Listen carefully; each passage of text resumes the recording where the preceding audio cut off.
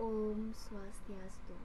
Perkenalkan, nama saya Kadek Veronica Ambarani dengan NIM 21091058 dari Prodi D3 Kebidanan. Di sini saya akan menjelaskan tentang LKM 7, yaitu Trihitakarana dan Pancasembah.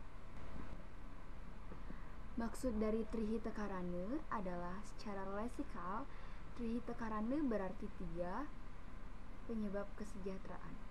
Tri artinya 3, hita artinya sejahtera, karana artinya penyebab. Dan pada hakikatnya, Trihitakarana mengandung pengertian 3 penyebab kesejahteraan itu bersumber pada keharmonisan hubungan antara manusia dengan Tuhan, manusia dengan lingkungan, dan manusia dengan manusia. Contoh dari pelaksanaan manusia dengan Tuhan yaitu persembahyangan yang dilakukan dengan tulus ikhlas tanpa pamrih kepada Tuhan yang Maha Esa. Melakukan yatnya sisa pada saat sehabis memasak, melakukan yatnya dengan tulus ikhlas tanpa pamrih. Hubungan manusia dengan manusia. Hubungan manusia dengan manusia merupakan interaksi antar seseorang dengan orang lain, meliputi kemampuan mengenali sifat, tingkah laku, pribadi seseorang dalam suatu kehidupan untuk memperoleh kepuasan hati. Tujuan dari hubungan antar manusia antara lain terbentuknya keselarasan dan keserasian antara sesama manusia. Contoh dari pelaksanaannya yaitu menyambut beraya atau ngayah. Di Bali sudah tidak asing lagi dengan yang namanya ngayah. Ngayah merupakan sebuah kearifan lokal yang ada.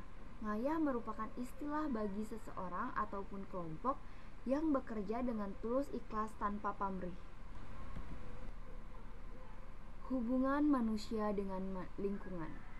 Hubungan manusia dengan lingkungan merupakan atau yaitu menciptakan keharmonisan antara manusia dengan alam lingkungan. Alam ini telah melakukan pelayanan tanpa pamrih kepada semua makhluk yang ada. Oleh karena itu, sebagai bentuk rasa menghormati, kita sebagai warga negara dan umat Hindu harus melestarikan seluruh kekayaan alam yang ada. Fungsi dan juga Pancasembah.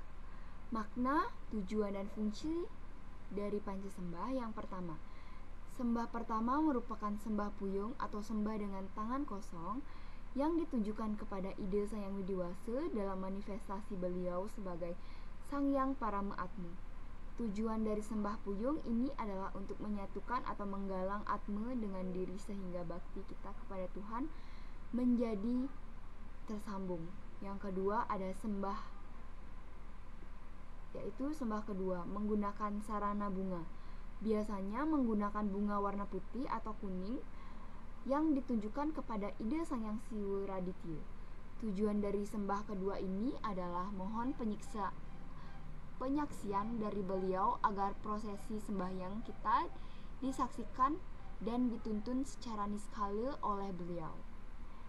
Sembah ketiga menggunakan sarana kuangen atau bunga warna yang ditujukan kepada manifestasi Yang Widi tempat kita sembahyang. Misalnya, saat sembahyang di Pura Pusah, berarti sembah kita ditujukan kepada Dewa Wisnu dan Betari Sri yang bestana di Pura Pusah. Tujuan dari sembah ketiga ini adalah sebagai sujud bakti kita kepada manifestasi Tuhan yang bestana di pura tersebut atas anugerah dan tuntutan yang telah diberikan kepada kita. Oleh karena itulah sebagai umat kita harus mengetahui dan masing-masing pura siapa manifestasi Tuhan yang bestana di sana sehingga kita lebih mudah dalam menyebut dan memuja beliau. Yang keempat, menggunakan sarana kuangen atau bunga ditujukan kepada manifestasi Tuhan yang berstana di pura tempat kita sembahyang untuk memohon anugerah dari beliau agar masuk ke dalam diri. Pada prosesi inilah kebanyakan umat belum bisa merasakan dengan betul anugerah yang beliau turunkan ke dalam diri karena pintu rohani atau cakra dalam diri masih tertutup. Padahal inilah ritual yang sangat penting yang seharusnya dilakukan karena dengan bisa merasakan dan menerima anugerah Tuhan secara langsung, maka otomatis kita akan mendapatkan perlindungan, kekuatan dan tuntutan hidup yang luar biasa dari Tuhan, sehingga kita menjadi lebih mudah dan terbebas dari gangguan orang-orang jahat yang ingin mengganggu kita dengan kekuatan ilmu hitam. Disinilah perlunya semua umat Hindu untuk membuka pintu rohani atau cakra terlebih dahulu agar bisa menerima secara langsung anugerah suci yang diberikan oleh Tuhan saat kita sembahyang.